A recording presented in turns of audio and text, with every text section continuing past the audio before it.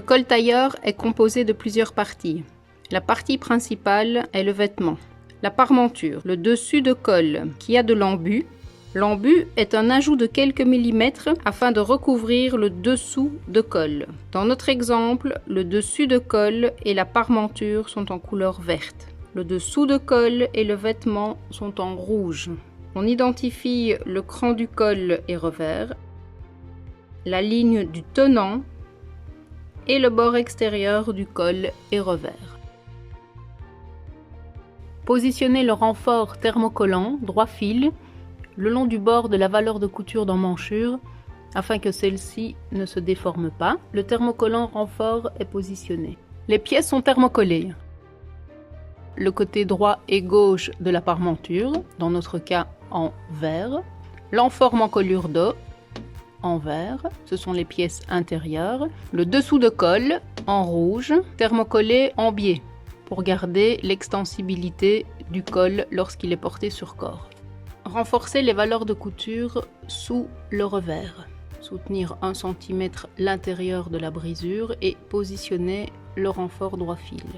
Le soutien de la matière permet un roulé régulier au revers. Thermocoller le bord de la valeur de couture du revers. Thermocoller la ligne du tenant. Les parties sont prêtes à être assemblées. Assembler les coutures épaules, vêtements devant et dos. Parmenture avec enforme, encolure dos.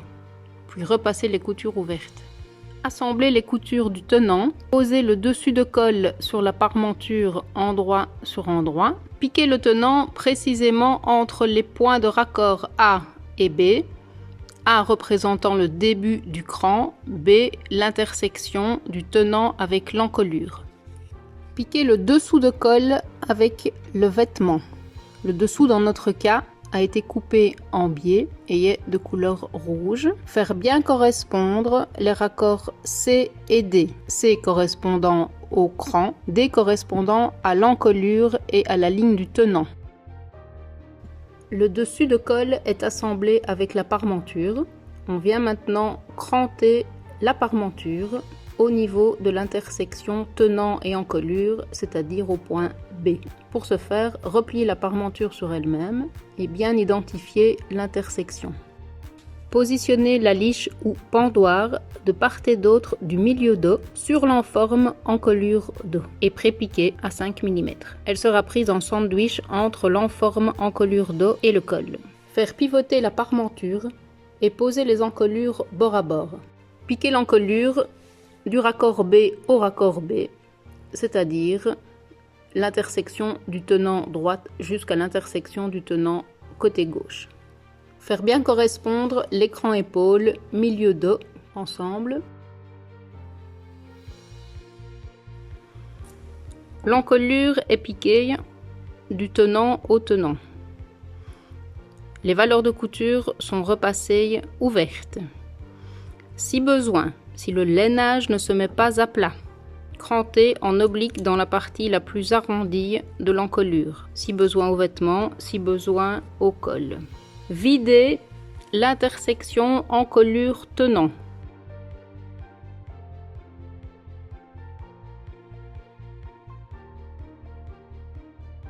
Vider l'angle dans la parmenture au niveau de l'intersection du tenant encolure, côté droit et côté gauche. Contrôlez sur l'endroit du vêtement la netteté et la solidité des angles, côté vêtement et côté parmenture. Pour le doublage du col, posez le dessus de col sur le dessous de col endroit sur endroit.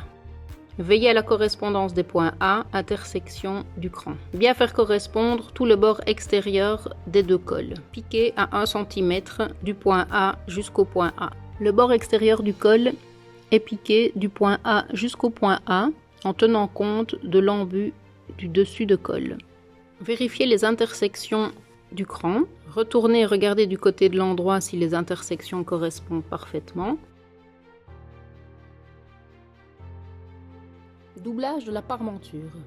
Ajustez la parmenture sur le vêtement, endroit sur endroit. Relevez les valeurs de couture du tenant. Piquez du point A, correspondant à la fin de piqûre du tenant et du démarrage du cran de revers. Piquez ainsi le haut du revers le bord du revers, la hauteur de croisure jusque la ligne d'ourlet, diminuer la longueur du point si nécessaire pour arriver juste dans l'angle. Ensuite, tourner sur la ligne d'ourlet et piquer une longueur de 3 cm pour obtenir un coin de veste net.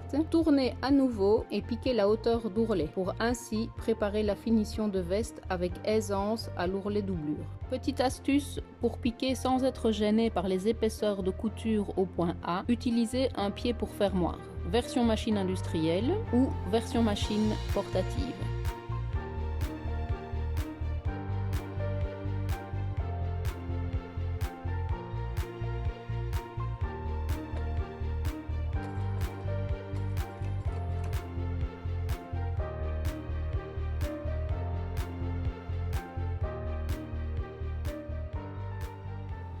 L'ourlet piqué en angle permettra de fixer la doublure et obtenir le pli d'aisance. On va réduire les valeurs de couture et procéder en 3 étapes. 1. Recouper les valeurs de couture d'ourlet du bord de croisure. 2. Vider l'angle en oblique. 3. Recouper uniquement la parmenture pour affiner les épaisseurs. Astuce pour retourner et obtenir un angle net. Coucher l'ourlet en position définitive, ouvrir la valeur de couture du bord de croisure, positionner un doigt à l'intérieur de l'angle de veste et retourner. Si besoin, s'aider d'une épingle pour faire ressortir l'angle du vêtement et de la parmenture. Retourner le col et l'angle du revers. Astuce pour obtenir des angles nets, positionnez un doigt côté endroit, repliez les valeurs de couture du bord extérieur du premier côté, puis repliez les valeurs de couture du deuxième côté et retournez. Contrôlez les intersections du cran, col et revers. Par l'endroit, les 4 coutures doivent correspondre parfaitement en croix. Recoupez les valeurs de couture, col et revers à 5 mm afin d'avoir le moins d'épaisseur possible.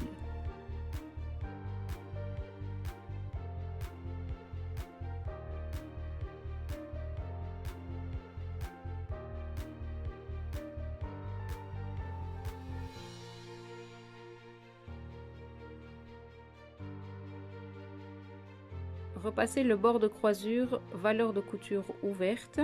Pareil pour le bord du revers et le bord du col. Utilisez une jeannette par facilité de positionnement de l'opérateur. Roulez le sillon de couture 1 mm vers l'intérieur, c'est-à-dire vers la parmenture. Utilisez une pâte mouille pour protéger le contact entre la semelle du fer et le vêtement. Dans la partie du revers, roulez le sillon de couture vers le vêtement. Au point d'intersection revers-croisure, il y a un twist des valeurs de couture. La hauteur du revers est profilée vers le vêtement. La hauteur de la croisure est profilée vers la parmenture. Du côté du col, roulez le sillon de valeur de couture vers le dessous de col, de manière à ce que la couture ne soit pas visible lorsque le vêtement est porté. Positionnez la pâte mouille, appuyez fermement à l'aide du fer à repasser. Du côté du bord de croisure, le vêtement est roulé vers la parmenture. Du côté du revers, la parmenture est roulée vers le vêtement. Moment de vérification, lorsque le col est retourné et en position, les sillons d'épaule de l'enforme correspondent avec les sillons d'épaule du vêtement. On soulève pour vérifier d'avoir bien positionné les valeurs de couture des encolures en forme et vêtements une sur l'autre. On va venir les piquer pour qu'elles ne bougent pas. Le dessus de col, dans notre cas en vert, a un embut qui permet de cacher la partie du dessous de col rouge. Vérifiez que le col roule bien sur le cou. Maintenir les valeurs de couture encolure ensemble. Positionner les sillons de couture d'encolure l'un sur l'autre, de manière à bloquer l'embut du dessus de colle. S'assurer que les valeurs de couture encolure restent bien ouvertes, que les milieux de correspondent et que les coutures d'épaule soient en parfaite jonction. Piquer les valeurs de couture le plus près possible des piqûres d'encolure. Petite astuce, piquer les valeurs de couture encolure, utilisez le demi-pied pour fermoir afin de ne pas être ennuyé par les épaisseurs.